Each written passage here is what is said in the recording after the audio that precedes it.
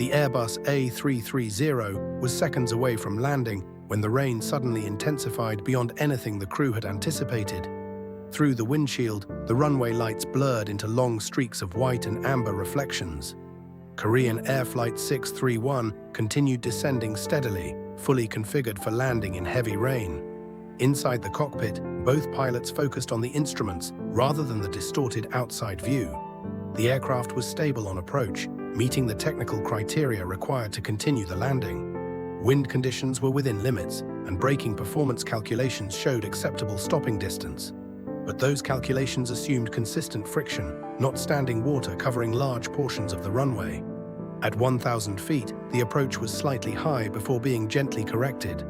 At 500 feet, visibility decreased even more as rain struck the cockpit windows violently. The captain chose to continue because the aircraft remained stabilized by procedure standards. Crossing the runway threshold, the A330 was slightly faster than planned. It was also slightly higher than ideal for a precise touchdown point. The flare began normally, but the aircraft floated longer than expected over the wet surface.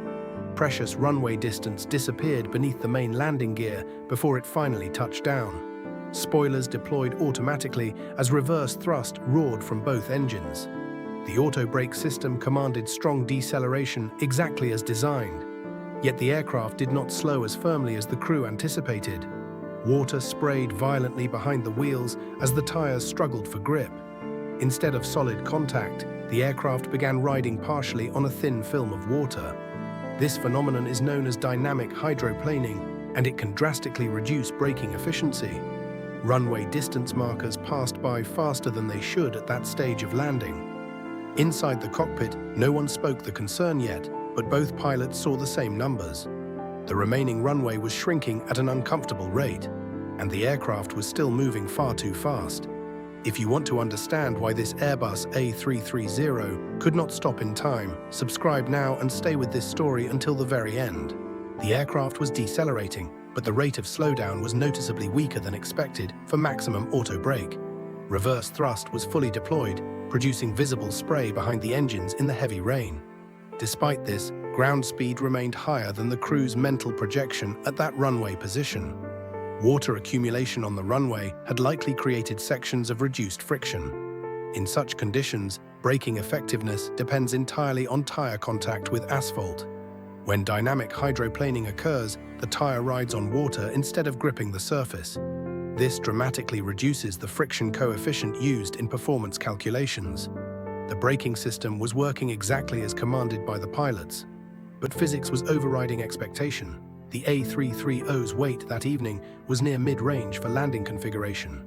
Heavier aircraft require longer distances to dissipate kinetic energy. Energy increases with the square of speed, making small speed deviations extremely significant.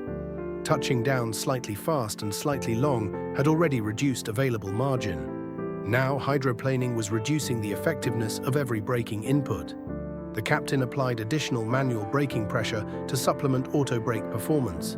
Still, deceleration remained insufficient for the remaining runway length. Distance markers passed the cockpit windows with alarming frequency. 1,000 meters remaining, then 800, then 600. At that moment, both pilots understood that stopping before the runway end was unlikely. There was no option to go around anymore. The aircraft was fully committed to the landing roll. Reverse thrust continued at high power, engines roaring against the wall of rain. But water spray indicated the tires were still struggling to maintain firm contact.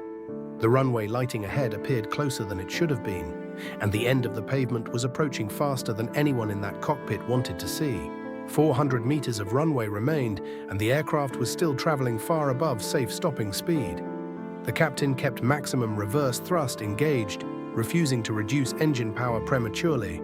The first officer monitored deceleration data, watching numbers fall far slower than required. 300 meters remaining. The runway edge lights now rushed past with frightening intensity. At that speed, even seconds felt compressed and unforgiving. 200 meters remaining, and braking effectiveness had not improved significantly. The surface water continued to limit friction between tire and asphalt. The aircraft was still hydroplaning intermittently across sections of pooled rainwater, 100 meters remaining. There was no longer a question of stopping on the pavement. The end of the runway crossed beneath the nose gear at considerable speed. The aircraft exited the paved surface and entered the overrun area beyond the threshold lights. Wet grass and soft soil replaced engineered runway concrete. Reverse thrust continued, but loose ground offered little controlled deceleration.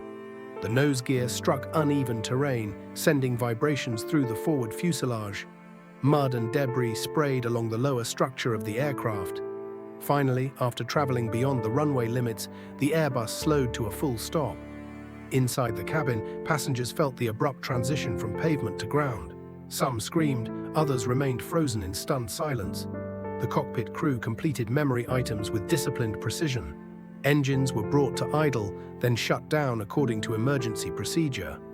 There was no fire, no structural breakup, but the aircraft was clearly disabled. Evacuation was prepared, though ultimately a controlled disembarkation followed instead. In the days that followed, investigators began reconstructing the landing sequence in detail. Data from the flight recorder confirmed the touchdown occurred significantly beyond the aiming point. Approach speed was slightly above target at the moment of crossing the threshold. Heavy rainfall had produced measurable standing water across critical runway sections.